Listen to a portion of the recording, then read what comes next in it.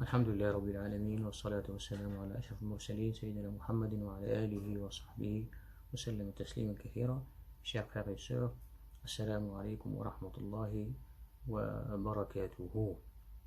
Nous sommes donc dans le mois de Ramadan, le mois de jeûne, et il y a des concepts que le musulman essaie donc de comprendre. La sagesse derrière le jeûne du mois de Ramadan, le sens du jeûne, l'objectif du jeûne. Les savants, à travers l'histoire donc de l'interprétation du Coran et de la tradition prophétique, ont essayé de chercher ces sagesses, le sens du jeûne, l'objectif du jeûne, et ils ont trouvé quelques-unes, et quelques-unes aussi restent toujours parmi les secrets que, Inch'Allah, les savants à l'avenir donc essaieront de les déduire, de les savoir. Donc on va essayer de parler d'une de ces sagesses du jeûne. Donc c'est le fait de sentir la faim et la souffrance des affamés, de ceux qui n'ont pas quoi manger ou boire.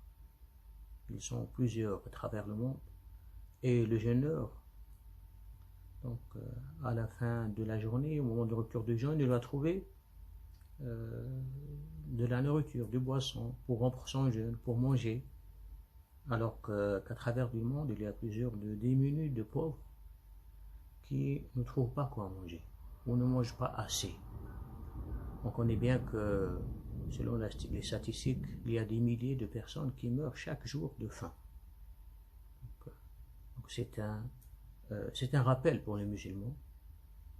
Donc, pendant le mois de Ramadan qui vient, donc chaque année, nous rappeler de ceux qui ont besoin, qui ont faim, qui meurent de faim, et de vivre l'expérience d'une façon pratique. Ce n'est pas seulement au niveau théorique, vous avez donc une obligation de savoir. Non, c'est une obligation de vivre cette expérience. Parce que quand on connaît bien le sens de la faim, sentir cette faim, alors on va se rappeler de ces diminuer. Et cela donc, va nous pousser et nous motiver à aider ces personnes, à donner, à partager, que ce soit d'une façon directe, en donnant ces personnes qui ont besoin, et il y en a partout, ou bien d'une façon indirecte, en donnant aux associations et aux fondations qui ont cette tâche d'aider les pauvres et les nécessiteux. Donc cette question, elle est importante en islam, et ça fait partie des sagesses du jeûne. Alors, si on fait une comparaison avec la réalité de certains musulmans aujourd'hui, pour qu'on ne généralise pas, on trouve que certains comportements vont à l'encontre de cette sagesse ou du sens du jeûne.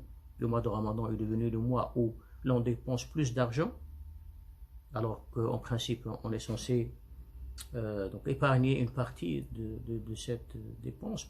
Pourquoi? Parce que il y a des repas qu'on ne consomme pas pendant la journée. Le mois de Ramadan est devenu le mois où on consomme le plus, on mange plus, alors qu'en réalité c'est une offre pour nous, pour devenir donc quelqu'un qui ascète, pour revivifier l'ascétisme en nous, pour délaisser un peu, diminuer donc la consommation. Et quand on dit dépenser plus et consommer plus, aussi le gaspillage et augmente aussi pendant le mois de Ramadan. Chez plusieurs familles, chez plusieurs personnes, le gaspillage augmente, ce qui va aussi à l'encontre d'un autre précepte en islam et dont le musulman doit faire attention. Le musulman il pense aux autres, il ne vit pas pour lui-même, mais il vit aussi pour lui-même, pour sa famille, mais aussi pour les autres, et plusieurs sont les textes dans ce sens.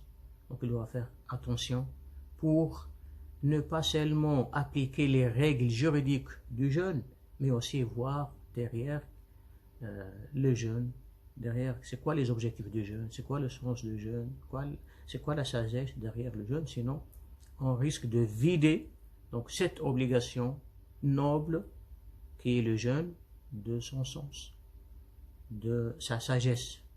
Le musulman donc doit faire un effort dans ce sens-là pour diminuer donc ses dépenses, sa consommation, penser aux autres, partager, donner.